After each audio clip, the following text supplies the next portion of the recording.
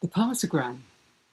The partogram was decided upon, I don't even know what the word is, by a gentleman by the name of Emmanuel Friedman. And Emmanuel Friedman was doing his work in the 1950s. And in the 1950s, after he studied 500 women, 500 women is a tiny sample. So Emmanuel Friedman did his little study of 500 women, and he concluded that women in labour dilate, that's in their cervix dilates by 1 centimetre an hour. If it's their second or subsequent baby, it will be 2 centimetres per hour, according to Emmanuel Friedman. So this is a rather trapping kind of metric, isn't it? Women are expected to move in this nice, neat line. But when did you ever meet a woman who moved in nice, neat lines? Women are variable. Their babies are variable. Their cervixes, their uteruses, everything about us is variable. And yet we have this graph which a lot of medical professionals hold as sacrosanct. And this is a real problem when you're in labour, because if you don't contract and dilate as they want, then they might start telling you you're having inefficient contractions or an insufficient cervix. An insufficient cervix? What on earth is an insufficient cervix? Lots and lots of language which makes a woman feel really on the back foot and kind of inadequate.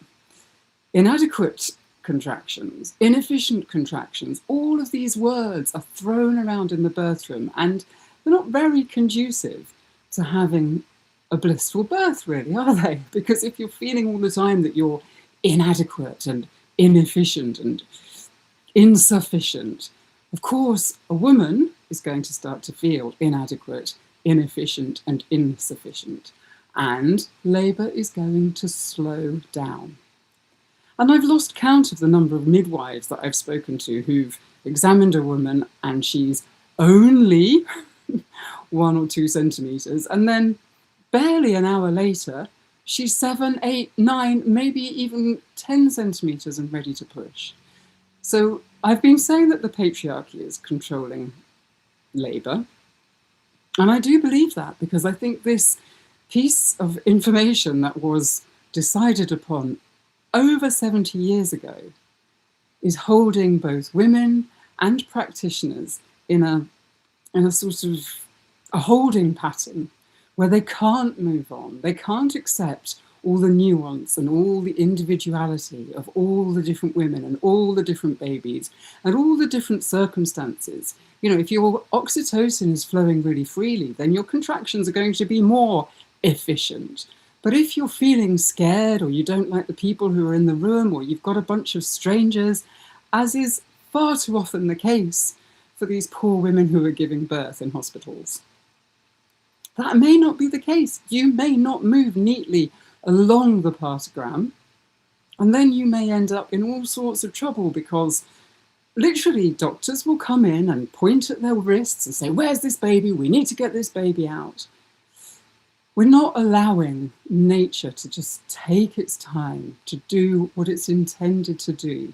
You know, babies have been being born for centuries, millennia, and it's only over the last 70 years or so, so we're talking about 2 generations of humans have been subjected to these rather confining and constraining technologies. I can't really use the word. Their theories, their ideas, their notions, and they really don't help anybody.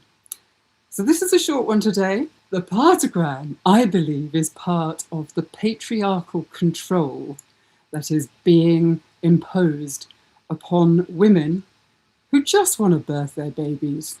That's all they want to do. They just want to do it in peace.